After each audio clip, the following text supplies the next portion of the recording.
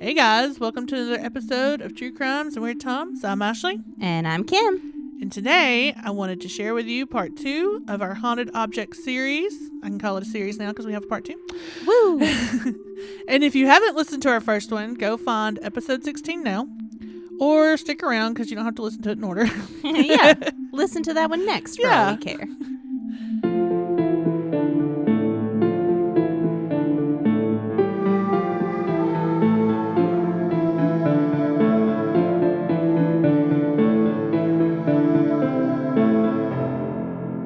So let's just jump right in. The very first one is called Unlucky Mummy, which is actually a weird name for this object since it's not actually a mummy. Oh. It's a lid. Well, it's actually not a lid. It's a mummy board. Have you ever heard A mummy board? I've never heard of a mummy board before. I haven't either. A mummy board is an inner coffin lid that was painted to look like the mummified person inside the coffin. In this case, it would be the mummified priestess that was inside of this tomb. Now, it's said to be the priestess of Amun-Ra, which was based on the style and depictions of the artwork on the board. So they're just assuming. They don't know for sure. But she lived during the 21st dynasty of Egypt, which was about 3,000 years ago. Did she later become reincarnated as Seti? Oh my God! Yes, she did. And now, this mummy board is about 5 feet long, the length of the woman. Makes sense. And the woman depicted on the board has dark shoulder-length hair. Her arms are crossed and her hands protrude outward so you can see her palms. So, like, the crisscross fashion. Yeah, we're already doing the thing. Yeah, me and Ashley are trying to make our arms do that so we can see what we're talking about. Like, I feel like it's the crisscross pattern you see on regular tombs. Yeah. But, like, her hands are backwards. Oh, so they're across her chest, but they're facing outwards. That's how I picture it. Okay. It's not what I pictured. What'd you picture? Something dumb. Let's keep going. Okay. The board is also covered in colorful pictures of animals, other gods, bugs, people. I mean, just assume Everything. Well, like Egyptian Culture. Yeah. Yeah. Now, its curse first struck in 1868 on 4 Oxford graduates who picked up the board during a trip to Egypt.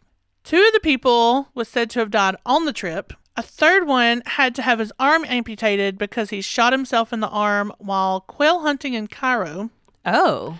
The 4th man, Arthur Wheeler, made it back home in one piece, and he was actually the sole owner of the mummy board. He unfortunately lost his fortune twice. He lost it, got it back, and then lost it again? Yeah.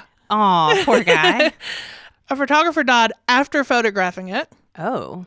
A porter died after carrying it. A translator shot himself while working on trying to decipher the board's hieroglyphics. What? Yeah. Bertram Fletcher died 3 years after writing a piece on the mummy board and naming it the Priestess of Death. Okay. So this thing's just killing people left and right, and we all know not to deal with Egyptian mummies. Yeah. And this is why. This board actually still sits in the British Museum among other Egyptian relics. And an article I read says at this point you can kind of just miss it. Like it's just there. No one really knows what it is. Yeah. So, which is probably a good thing. Yeah, I don't think anyone should be touching it. Let's just leave it in the background. That's fine. Now, the second one is Carl Pruitt's grave, and this is in Kentucky. Okay. This is about a haunted gravestone, but I'm still considering it an object. I mean, it's a thing. Yeah. But I'm also, this has a very urban legend feel to it. Most of them do. Most of them do. But I'm just warning you. So this was about 1938 that the story started gaining traction, and it was starting to be passed around. In eastern Kentucky, a man named Carl Pruitt came home one night and found his wife in bed with another man. So naturally, Carl Pruitt strangled his wife to death with a chain. As one does. Yeah. And, I mean, the man she was with jumped out a window, so I guess he was fine. But after realizing what he had done to his wife, Carl Pruitt committed suicide. It said that a few weeks later, they noticed a chain pattern beginning to form on Carl's gravestone that actually turned into a cross formation, but it looked like chain links. Huh. Yeah. It was about a month later that some local boys were just riding bikes past the cemetery where this gravestone is. Now, kids being kids, one of the boys proceeded to throw stones at the gravestone, maybe to prove that he wasn't scared or just kind of being a jerk. Take that, ghost. I ain't scared of you, Carl Pruitt. Now, the other boys watched as this boy, was throwing these rocks and it was chipping pieces off the gravestone. And now this is important. Okay. As the boys started to leave, the boy who had been throwing the rocks, his bicycle began to pick up speed on its own. And it ran off the road and it ran into a tree. Now, weirdly, the chain from the bicycle came loose and somehow wrapped around the boy's neck and strangled him to death. No, it didn't. That's what they say, Kim. I don't believe it. There's no way. There's no way the chain could snap. I have seen Final Destination. Yeah. It's completely 100% possible. That is where this would happen. You're right. It said that when they came back to inspect the gravestone, they couldn't find any markings or chips where he had been throwing rocks, even though the boys said they saw it. Maybe he threw it at the wrong gravestone. Maybe he pissed off another ghost. Maybe it was a different ghost. So, of course, at this point, everyone in town has deemed this gravestone cursed. Obviously. Now, legend goes that the boy's mother was upset about the boy's death. Obviously. So she went to the cemetery with an axe and she started chopping at the gravestone. It's stone, though. I know. But it started breaking into pieces. I'd have taken a sledgehammer. I wouldn't have gone to the cemetery to... Yeah, probably not. Yeah. But it said that the next day she was hanging up laundry and she slipped and fell. And the clothesline somehow strangled her to death. No, it didn't. But the strange part, Kim, was that the clothesline wasn't made of just wire and rope like it usually is. It was made of chain. No, it wasn't. That's not a thing. Nobody hangs their clothes on chains. I lived in the country, maybe. They're wire or they're rope or something. Something convenient. Yeah. Instead of a chain. Not something heavy and expensive that you can use for other projects. Like I said, it's haunted objects. I didn't say they were true. Okay. Maybe the other ones will change your mind.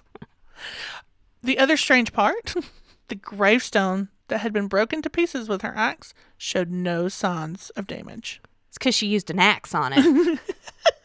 So it wasn't long before a farmer decided that he didn't believe in ghosts and that he wasn't scared of this cursed gravestone. So he drove by on his horse-drawn wagon and decided to take a shot at the gravestone with his gun. Wait, we were still using horse-drawn wagons in the 40s? Well, it's Kentucky, maybe. Okay, just checking. Now, it was the 30s when the story was circulated. Maybe it was earlier than that. Okay, 30s. Okay, I can see that. He shot at the gravestone, and immediately the horses pulling the wagon were spooked and they began to run. Almost as if he shot a gun at them? Yeah, probably because he shot a gun. But, of course, the farmer tried to pull the horses straight, but he got hung up in the chains and the harness, and he fell. And when he fell, the chain snapped his neck. Of course it did. And the gravestone showed no signs of damage. Why does everyone hate this gravestone? I don't know. It's cursed, guys. Leave it alone. I know. Stop trying to prove things. So, of course, the townspeople were now frightened of this cemetery plot. As they should have been from the start. So, the townspeople are scared, and they send 2 officers out there to check on the area. What are they going to do? Well, they made jokes about the stories surrounding the curse of the gravestone. As would I. Mm-hmm. As have I. Already. But as they were leaving, the officer driving noticed something in his rearview mirror. And whatever he saw, nobody knows what he saw, but he tried to outrun it. And apparently he wasn't outrunning it, so he started driving faster and faster. And the car veered and crashed, and it threw the passenger cop out of the car. Now, apparently he didn't suffer any injuries, so he walked back to the crash to check on his partner. And when he got there, he found the officer dead in the driver's seat, and a chain that had hanged between them in the car was now wrapped around the man's neck. What?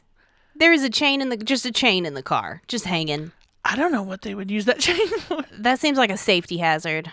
It does, but it was also not a time when people were probably checking for OSHA standards. I mean, probably not, but why would you just have a chain hanging in a car? Maybe it was that handle you hang on to when...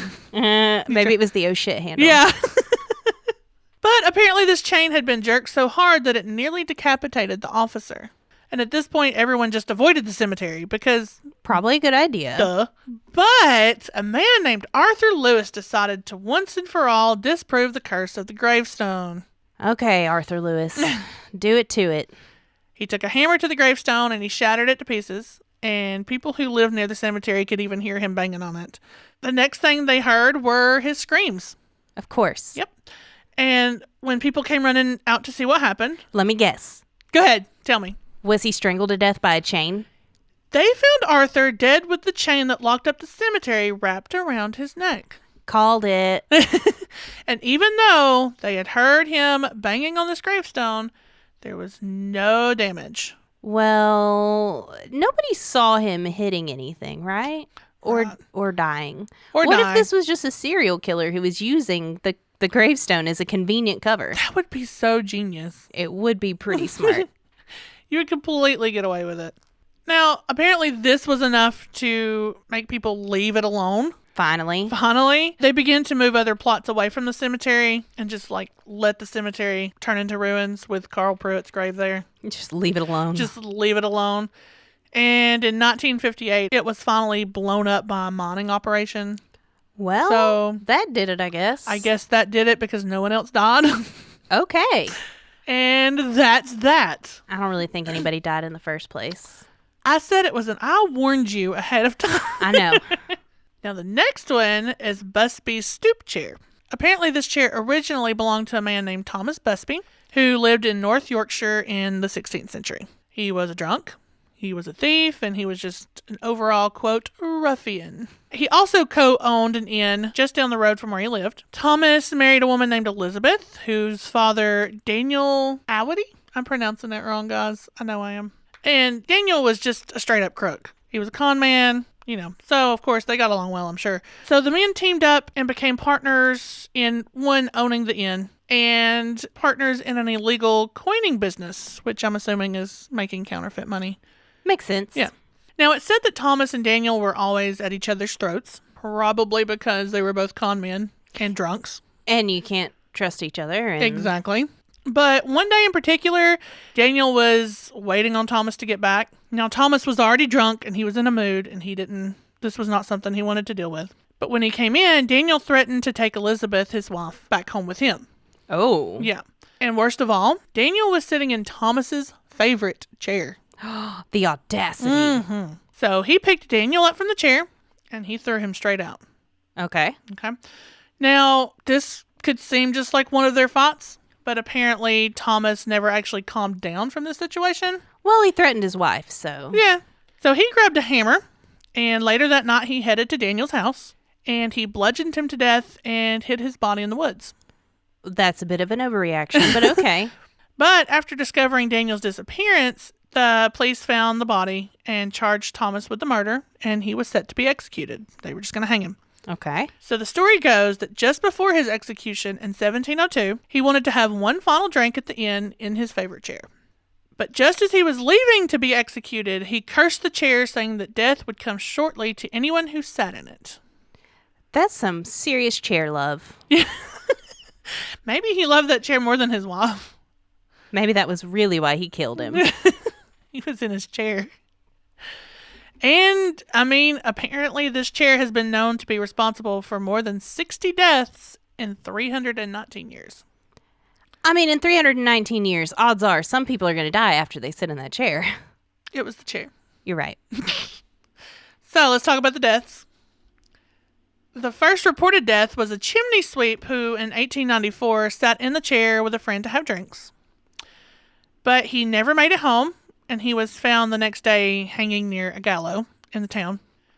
Now, he wasn't actually hung on the gallows, which I found weird. He was hanging near the gallows.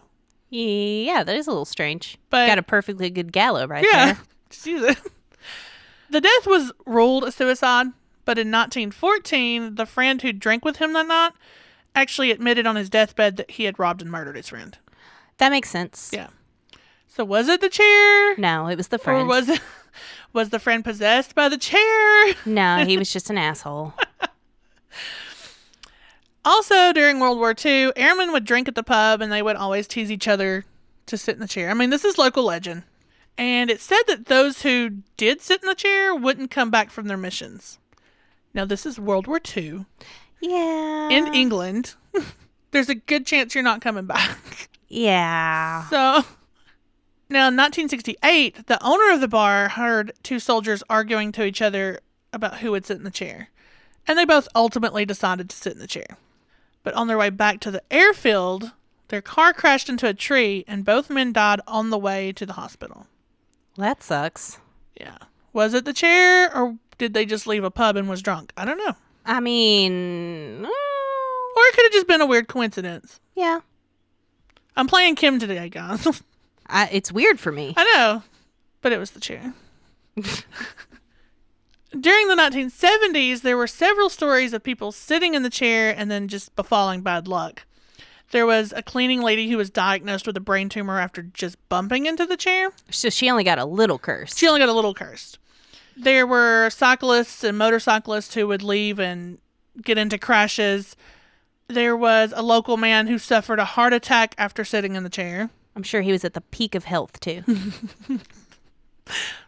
I don't know. A group of builders were in the pub at the time, and they teased one of the younger workers. You know, they were just... Go sit in the chair, man. Yeah. And then he finally sat in the chair. And when they got back to the work site, the young man fell through the roof and landed on the concrete floor and died. It was finally then that the bar owner decided that, like, I can't keep this up here. So he... Only then? Yeah. And he moved the chair down to the cellar.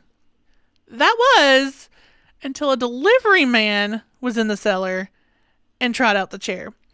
Now, he commented to the bar owner that the chair was, quote, too comfortable to be down here in the cellar. Oh. And he was killed shortly after when his van went off the road. Man. Now, that one's a little weird. After all of that, that one's strange to me. That one's a little weird. So, finally, the bar owner said, okay, I've got to get rid of this chair. And he donated it to the Thirsk Museum in 1978. And it now hangs on a wall in the museum, so nobody can sit in it. That makes sense. So, probably a great idea, just in case. Museums seem to have their stuff together when it comes to cursed items. Yeah, when they get cursed items, it's like... They take it seriously. Yeah. They put them up so people can't touch them. I feel like maybe it's like, I don't know, they don't want to be blamed for it. They don't want to be responsible. They could be sued. I don't know. They also probably don't want people to destroy them, too. That's most likely it. Or find out that they don't actually curse you. A lot of people not dying would be a good indication that it's not really cursed. Well, after 300 years, you would think that chair has been set in more times than it has been. Killing more people than it has. You would think so. Maybe it picks and chooses. Or maybe it's not cursed. It was the chair. So this next one is actually a conjured chest. It's a chest of drawers. This piece is now owned by the Kentucky Historical Society. And it's just like a simple antique Empire-style mahogany chest of drawers. And it's actually a really beautiful piece of furniture. But it's responsible for the deaths of at least 16 people. Okay. Yeah. Now, it was said that it was created in 1839 by a slave named Remus of a wealthy slave owner named Jeremiah Graham. And it was made for his newborn son.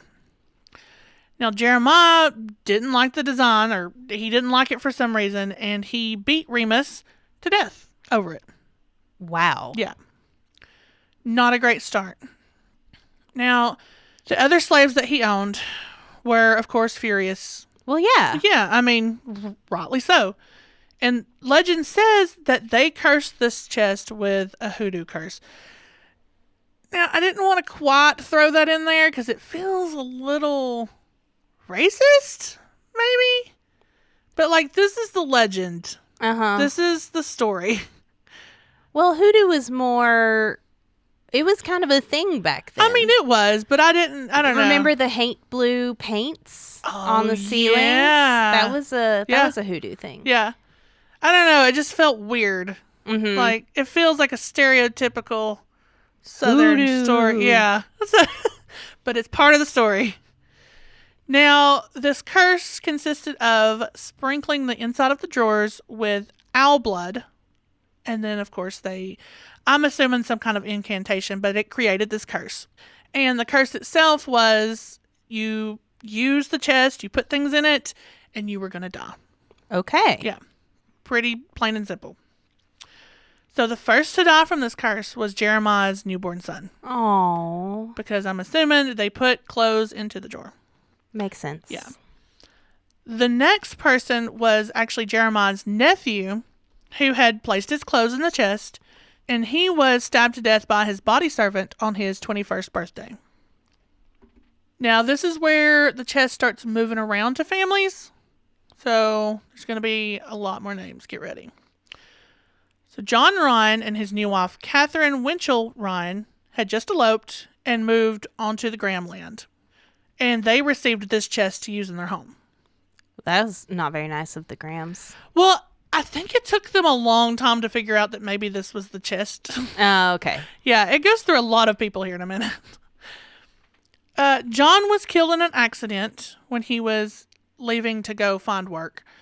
Catherine then grew ill and died. Okay. So, of course, I'm sure they used the chest. Now they're dead. Now, Louise Gregory, who was Eliza Ryan, I'm assuming John and Catherine had a daughter. Mm-hmm. This was Eliza Ryan and John David Gregory, her husband's daughter, Louise Gregory. Okay. Now, she died at 10 years old. Again, I'm assuming they put her clothes in the chest. The son of Eliza and John, Ernest Gregory, married a woman named Stella. Stella put her wedding clothes in the chest, and she died within 2 years of the marriage. That seems like an awfully big time span there. Yeah, though. that seems like a bit of a stretch. Now, Mabel Lewis Whitehead came to live with John and Eliza. She then eventually married a man named Wilbur Harlan, and they had a child in 1901. Now, I don't know if the chest moved with them or if they were still living with John and Eliza, but either way, they put the baby's clothes in the chest, and the baby died at just 2 weeks old. Oh. Yeah. But that's not super uncommon in 1901. It's not. That's what I was getting ready to say. Like, all of these literally could have happened with or without the chest. Yeah. I mean, this is how it was. But it's nice to have something to blame in those times, I guess. Yeah. Now, Wilbur Harlan's clothes were then placed in the chest, and he died just 4 years later in 1905. Yeah, see, I'm not feeling these timelines. If you put your clothes in the chest and you die within a week, okay, maybe it's the chest. Well, But years later, who knows when he put his clothes in the chest, though? It doesn't say when he put his clothes in, just that he put them in. Okay. Now, John Gregory's nephew, Emmett, was its next victim. Now, Emmett's mother hid a Christmas present of knitted gloves and a scarf in the chest, so he wouldn't see it. When Emmett arrived in town and stepped off the train, he fell 30 feet through a trestle and died. Oh, my God. Now, Nellie, who is a daughter of John and Eliza, was married in 1905. She placed her wedding clothes in the chest. Now, nobody died, but her husband deserted her shortly after. Maybe he was just a butthole. Their marriage died. When Eliza's husband John died in 1908, she finally just arranged her home and placed the chest in her room. She eventually took her own life, but it was 7 years later. Yeah. So I'm not feeling the chest is to blame for that one either. yeah.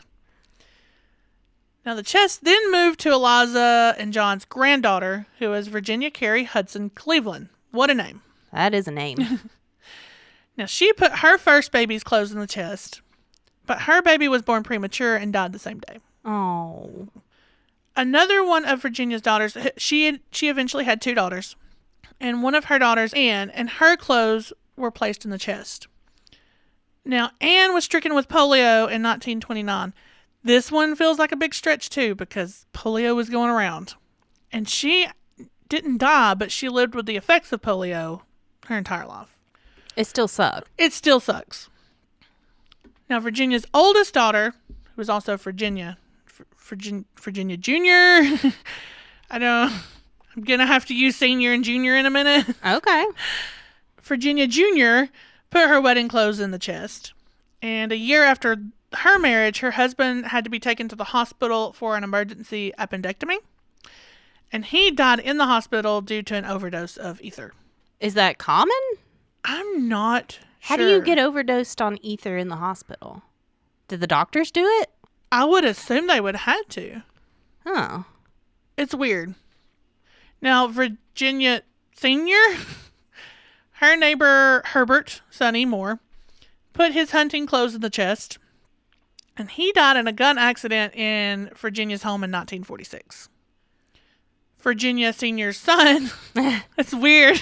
I don't know if it's senior's the right one. But... I don't know how else to differentiate. Yeah. Her son Richard put his clothes in the chest, and less than a week later, he was stabbed with a hand at school. Again, he didn't die, but Still sucks. Sucks, but like, kids are dumb. Yeah, they are. So I don't know. So Virginia was just done with his chest. I would be too. Yeah, and she decided this thing is cursed. It's been through my family. It's cursed. So she asked her maid, Sally, if she knew a way to break the curse. Sally said that, yeah, it was cursed. And the way to break this curse, she would need a dead owl brought unasked by a friend. I don't know what kind of friend brings an owl just like, hey, I brought you an owl. Right? Who just shows up with an owl? So A dead one. Yeah, so I don't know how she got a hold of that. But she also needed leaves from a willow tree that had been planted by a friend. That one's a little bit easier, I guess. I mean, I guess people did a lot of gardening back then. Yeah. Then they were to take the leaves and boil them in sight of the dead owl. Like, the dead owl just has to watch her boil these leaves for a day. Wait, the dead owl has to watch it. Yeah. Okay. They don't even cook the owl or anything. It's just sitting there. So, I don't really know. But then she would put the water that she had boiled into a jug, and then she was to bury the jug with its handle facing east under a flowering bush. Okay. Yeah. Sounds a little hoodoo-ish to me. Yeah. Which, I mean, makes sense. If you're counter-cursing a curse or whatever, breaking a curse, I mean, Yeah. makes sense. So the idea is that if it worked, either Virginia or Sally, because they were both in on it, would die before all the leaves fell off the bush in the fall. Oh. Sally died the following September. Wow. So did she sacrifice herself to break this curse? I mean, if she knew that was going to happen, It's pretty convenient. I probably wouldn't go through with it. Yeah. Maybe she was hoping, like, Maybe It'd it'll be be her. Virginia. and then I can leave. But nobody knows if the curse is actually lifted because no one else put their clothes into the chest to test the theory. Well, yeah, I wouldn't either. It made its way into the main family. I'm assuming through marriage, the name has changed. Yeah. In 1976, the Main family donated it to the Kentucky Historical Society. The top drawer contains notes that explains the lifting of the curse and the owl wings that were used in the ritual. Oh, that's kind of cool. Yeah. And Beverly Main Kienzle authored a book called The Conjured Chest, A Cursed Family in Old Kentucky. And when writing this book, she said she checked up on the history of the chest, to put it in the book. Mm-hmm. She said that most of the details were actually pretty true. I mean, save for a few things. She said that there were some questions about the chest's origins, but that everything else kind of checked out. Huh. Yeah. Which is really weird. But some of those, I don't know. I do like that one. Yeah. Even if it's a little bit of a stretch. Yeah. Now, this next one isn't actually an object. It's a phone number.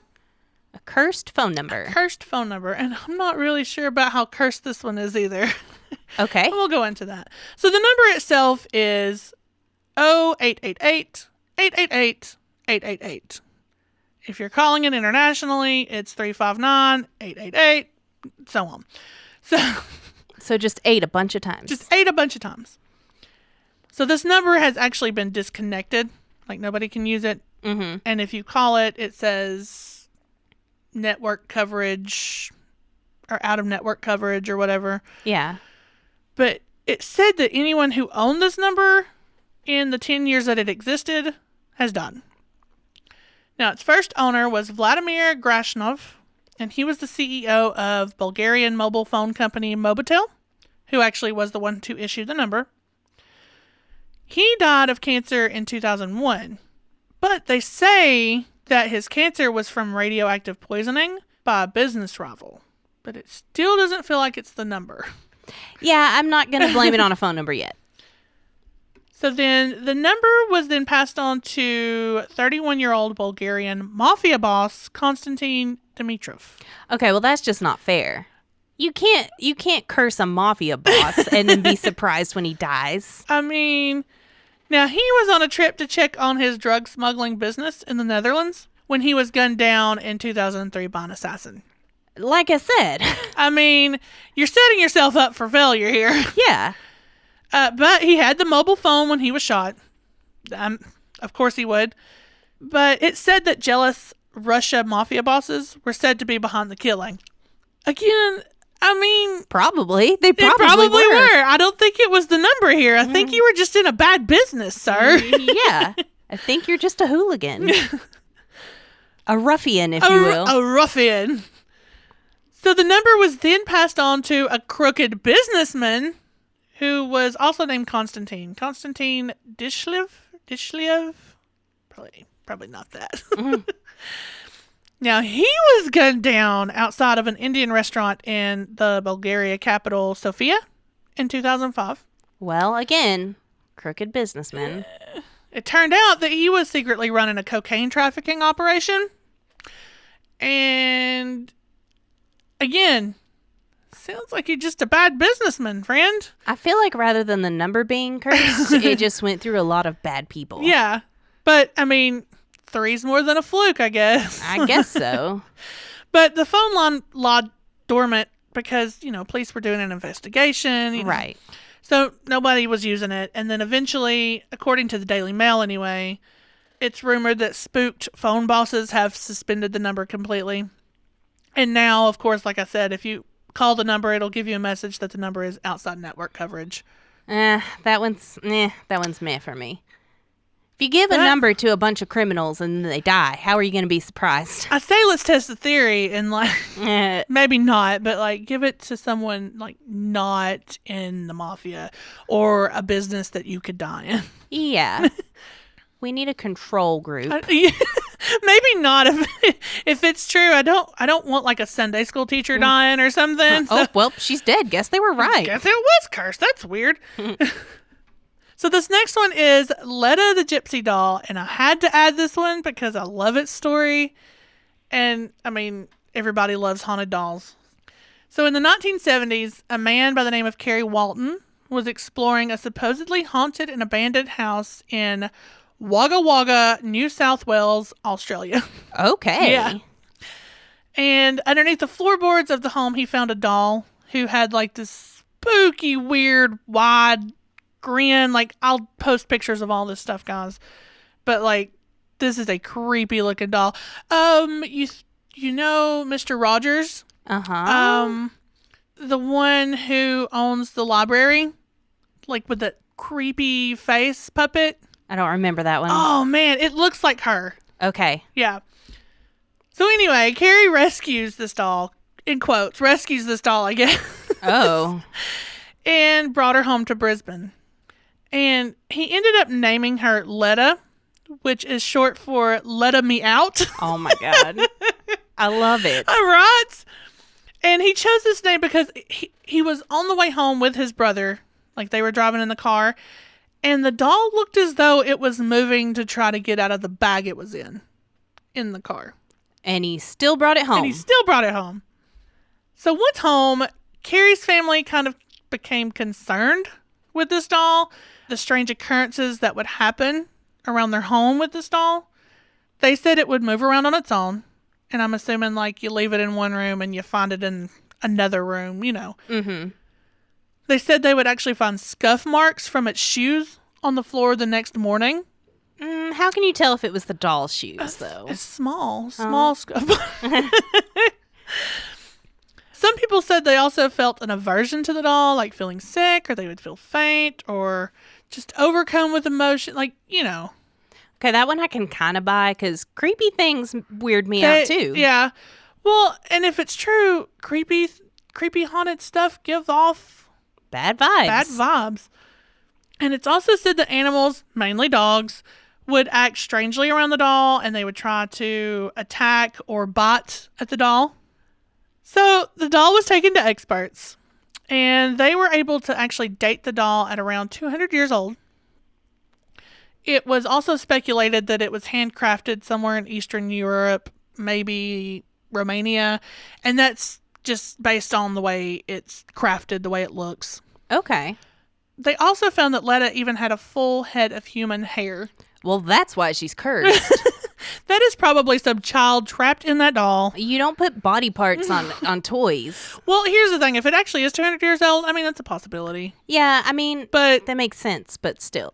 That makes it even creepier, though. Yeah. So then Carrie takes it to a psychic because, yeah. Yeah.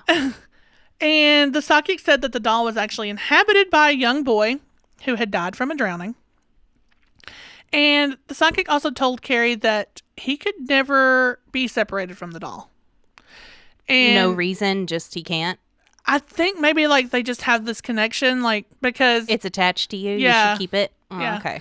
But the good thing is, like, Carrie said that it's not like benevolent, and it's never done anything evil. It's just creepy. It's just a creepy haunted doll. So if you're ever interested, Carrie tours with this doll, and he lets others take photos with it. And you can also find updates about the doll on Carrie's Facebook page, which I can share in the description of the episode. How cool. I know. I've already liked it. It's on Facebook. Yeah. So this last one for this episode is the Iceman Mummy of Otzi. And I hope I'm saying it right because I'm going to say it a lot. Sounds right to me. Okay. So in September of 1991, German tourist Helmut and Erika Salmon were hiking in the Alps on the Italian border when they came across a discovery only shown on CSI. They found a frozen body. Of course, hikers. Yeah, that's not super uncommon. Right. So the couple assumed that maybe the man had just recently died. He was just frozen up on the mountain. But in reality, it was actually a perfectly preserved man who had died roughly between 3400 and 3100 BC. Wow. Yeah, and this makes him Europe's oldest known mummy. That's pretty cool. Yeah. So the man is speculated to have been murdered. Oh. And this is just speculation based off some things. He had an arrowhead embedded in his left shoulder. He had a head wound, and he had some various other wounds. Okay. And one of the researchers actually found some blood, multiple types of blood on his clothes and tools. So he's in some kind of fight or battle. So they're assuming that he was in some kind of skirmish or whatever. So maybe this curse that we're going to talk about was fueled by revenge. Okay. So okay. And also, I mean, if you have time, like, look up the findings, like on Wikipedia, even on this mummy. Like, it's super fascinating. Wikipedia gives like a look at the food he ate in his stomach, his health, skeletal and skin details, clothes, tools. It's like, it's super cool. I'll probably check that out later. It's really love cool. Stuff like that. I do too. But, we're here for the curses. Yeah. So let's talk about it. So the first victim of the mummy was Rainer Hen. Now, he was the man who put Otzi in his body bag when they first excavated him. And in 1992, which was just a year later, Rainer was traveling to a convention to speak about Otzi when he got into an accident and he died. But it's weird because he was going to talk about him. It is a little weird. I'll give you the weird part. But yeah. Now, Kurt Fritz was one of the men who led researchers to the body, and he also organized transportation of the remains. So, like, I don't know if he ever actually touched the mummy, but, like... He was involved. He was involved. Now, he died when getting caught in an avalanche in 1993, which is 2 years later. Now, he was known to be an experienced guide. That doesn't mean anything in an avalanche. Right, yeah. Stuff happens. But what is weird is that he was the only one in his expedition group who died in the avalanche. Okay, that is a little weird. Yeah, just considering, like, his connection. Yeah. Now, Helmut Salmon was part of the couple who first discovered Otzi, his body. Now, in October of 2004, he disappeared while hiking in the Alps. Sounds like these people need to go on less expeditions. Maybe. Now, he was also known as an experienced hiker, and it took searchers 8 days to find his body. But when they did find him, he had fallen 300 feet to his death. Oh. Was it the mummy? Maybe. Or was it an accident in the Alps? I mean... Yeah. But his connection makes it strange. I will say, the more connections there are, the weirder it is. Yeah. Now, the next was Dieter Warnick, and he was the man who led the search team to find Helmut when he disappeared. Gotcha. Now, just after attending Helmut's funeral, like just an hour after leaving that funeral, he died of a heart attack. But he wasn't part of the excavation or research crew for Otzi. He just found Helmut like when he disappeared. Yeah, that would then have the connection I'm looking for there. But it is still strange, like just an hour after his funeral. Yeah. It's weird. But I think that one's a little bit of a stretch. Now, Konrad Sprindler was the world's leading expert on Otzi. Now, he didn't believe the curse. And he joked saying, quote, "I think it's a load of rubbish. It's all a media hype. The next thing you'll be saying is that I will be next." But he was. In 2005, he died due to complications from multiple sclerosis. I mean, he had a disease, but like he literally said it and then died. That was weird. Yeah, that one's a little weird. The next one is Rainer Holz, who was the only person allowed to film the recovery of Otzi's body, and then he later turned it to a documentary. He died from a brain tumor shortly after finishing the film. Oh. Yeah. Again, a natural thing, but like the connection is strange. And the timing is strange. Yeah. Now, the last one is Tom Loy. He was the first researcher to discover extremely important evidence on Otzi's clothing. He was the one to find multiple types of blood on the fabric and tools. Okay. And had made the assumption that he had been murdered. Now, Tom Loy ended up dying of a hereditary blood disease. It wasn't diagnosed until after studying Otzi. But this is still, it's hereditary, it's genetic. He was going to have it either way. He was going to have it either way. I mean, can you really blame this? Even his colleagues say that, like, talk of this curse and, like, the connection with Tom Loy, quote, trivializes his death and does not do any justice to his life and work. I'll go with that. Yeah, I can agree with that. I mean, the thought of a curse is fun and all, but, like, these are real people. They died. Yeah. You know. And it does kind of trivialize it if you're... Yeah. Oh, he died because of a curse. And you just forget everything else that they did with their life. They did, you know, Tom Loy, he died of an Otzi curse. It's not, oh, he was a fantastic researcher and he found out things about a, you know, extremely old mummy. I can't do math, so. But, I mean, so was there really a curse or just a handful of coincidences? It's strange. This one's a little weird for me. The connections make it so strange, and a couple of them the timing, but like they all were out. It's kind of like the phone number where they were all out doing kind of dangerous things anyway, or they already had a hereditary disease. Right, stuff that they had already had. I don't know. But here's the thing too, with Otzi, there were so many people involved with the excavation, the research, any of the projects. I mean, if there was a real curse, wouldn't there be more people? Or did, like, the mummy just kind of pick and choose who he was pissed at? So, I mean, I don't know. That one's weird. Yeah. But that's what we got this time. Those are our cursed objects. Those are our cursed objects. I have a list of more. If you have one you want to hear about, let us know. I'll add it to the list. Yeah, we can always do more cursed objects. Yeah, this one's one of my favorite ones to do, so I'll be happy to do it. So send in your suggestions.